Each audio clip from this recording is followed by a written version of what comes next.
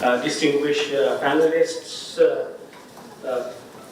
I was sitting in the midst of engineers thinking as to what I bring in terms of value creation, because Professor Shafiqul Islam has been sort of alluring that we should create a value in the transboundary water resources here. So, I will come from that angle. Now, the transboundary water sharing is anchored in a multiple way. It is anchored at the intersection between India and Bangladesh's relation. So that's one.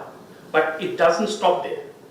It is also anchored within the larger regional and global relationship.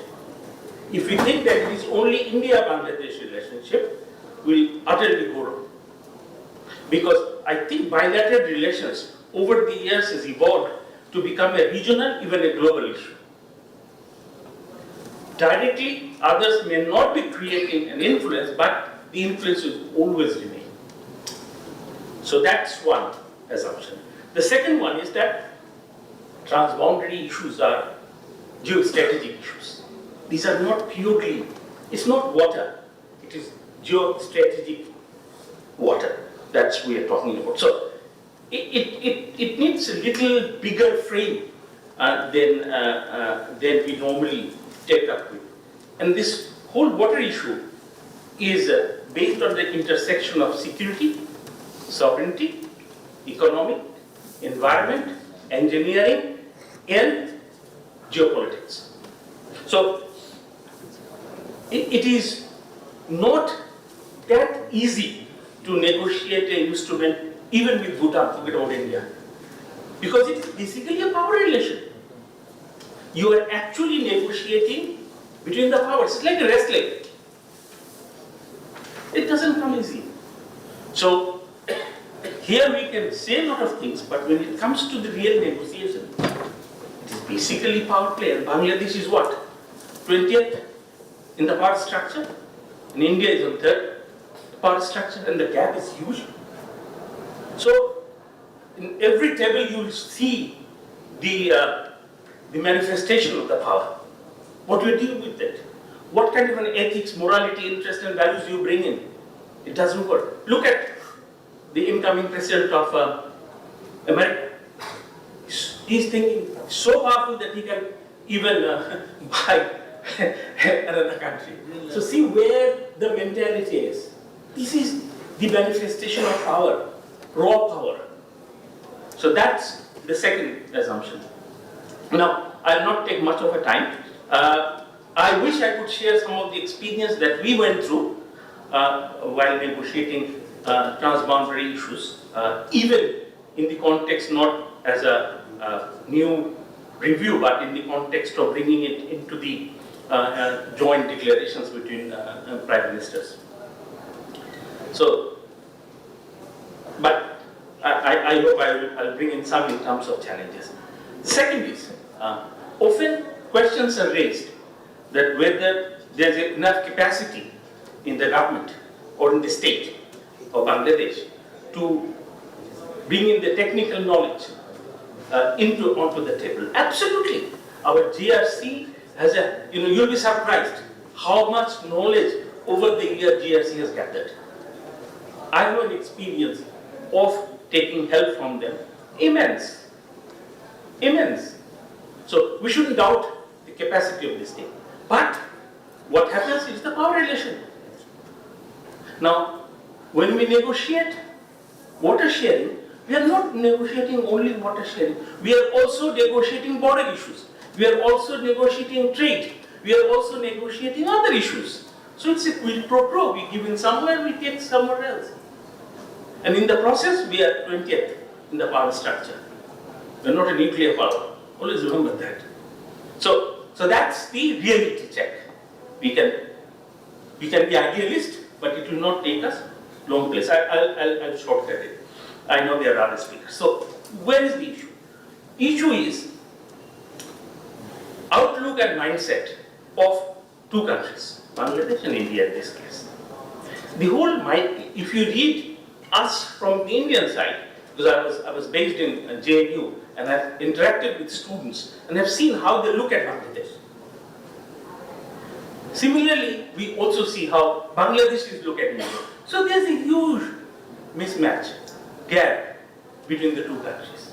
The whole mindset seems to be not in line with the type of environment where we can have a realist-based negotiation. So that leads me to say that there's a huge trust deficit between the two countries. So when there's a trust deficit, and those who are business people, they know, if there's no trust between the two companies, there's no deal. As simple as that. Even if that deal makes everybody win-win, they'll not have a deal because they don't know what's behind that deal. So that's the second issue. The third issue is the whole issue of balancing between our national interests and our international obligations. There has been a talk about signing conventions. The moment you sign conventions, you also undertake certain responsibilities as a state unilaterally. So in that case, there will be a huge responsibility on Bangladesh to make the environment of the rivers and adjacent areas in line with the international standards. That will also obligate it. This comes fairly obvious in the labor agreements. The moment you sign labor conventions, we think that we have established the right of our workforce here. Yes, but then you also take some responsibilities and obligations for which you have to make resources available. So think about it. It's not as straight as possible. Otherwise, everybody would have signed it. I'm not against signing. The question is, when you sit down for this type of a negotiation, are you guided by only your national interests or your values? There comes the whole issue of environment. The value that we promote as Bangladesh in terms of environment, India may not be promoting the same values. So how do you actually sell it then? They said, you remember the famous saying of Stockholm Conference of Indira Gandhi, that poverty is my environmental issue. The whole environment of that conference changed by one. He said, look, India is not in a place where we can talk about the environment. It's the poverty which is the environment, in my case. And the whole narrative changed for that conference. So we have moved from there anyway. So that's just to give you an example. Now, the question is, what we do. In Bangladesh-India relationship, there always have been ups and downs. It has never been straight. It went up, it went down. It went up, it went down. And that's a reality. When you have an aspiring power next to your border, you will feel the wind. That's why America goes and tells Canada that you try and become the 51st state of America. It's the wind of power, the big neighbors. Both China and India is aspiring. The worst part of it that they are fighting each other to become the more prominent, dominant, whatever you call, powerful state in this region. And we are in the. So when you're talking about transboundary issue bringing in China and India, being a smaller player, you have to be very careful. You might burn your finger badly. So that's the situation. Now, is there a way out? Of course there is a way out. There's always a way out, and which is play your cards properly. Now, as diplomats, I'm not bringing the JRC, as diplomats, we are very land-centric. Trade, power, purchase, UN, all land-centric. Although Bangladesh is surrounded by rivers, we are a riverine country, but in our policy-making angle, I've seen that we are very much land-centric. We almost forget that we are a riverine country and we have a huge maritime. It took us for a decade to make everybody aware that our third neighbor is Bay of Bengal. So we have three rivers, India, Myanmar, and Bay of Bengal. Even then people say, what about it, how can it be a neighbor? I said, have that perception. It will help you in formulating your own policies. So That's what it is. Hydro diplomacy, as a subset of diplomacy has evolved. I must confess and take the share of blame as well, that we have not built our capacity to negotiate on the water front much. We had in the Foreign Office, we had our seniors around say early 90s, mid 90s is a very trained, experienced diplomats. After the Ganges Treaty, somehow or other we dropped the ball, and we have not, despite our efforts, been able to create a new group of diplomats who take on the baton and do the negotiation. These kinds of a discussion will be very useful. I know some of the Foreign Office senior colleagues are listening. So for them, yes, there's time. Train your younger lords to be able to fight out a good battle. I call it a battle. And JRC is always there for you to help you in terms of evidence and resources. Thank you. প্রিয় দর্শক, এতক্ষণ ওনার কথাগুলো আমরা শুনলাম। উনি ওনার জায়গা থেকে বিভিন্ন বিষয়গুলো বাংলাদেশ এবং ভারতের সম্পর্কের যে উত্থান পতনের যে বিষয়গুলো, যে মানে এই উত্থান পতনের ক্ষেত্রে যে বিষয়গুলো জড়িত বাংলাদেশের ক্ষেত্রে বা ইন্ডিয়ার ক্ষেত্রে, এই বিষয়গুলো ওনার জায়গা থেকে উনি তুলে ধরেছেন।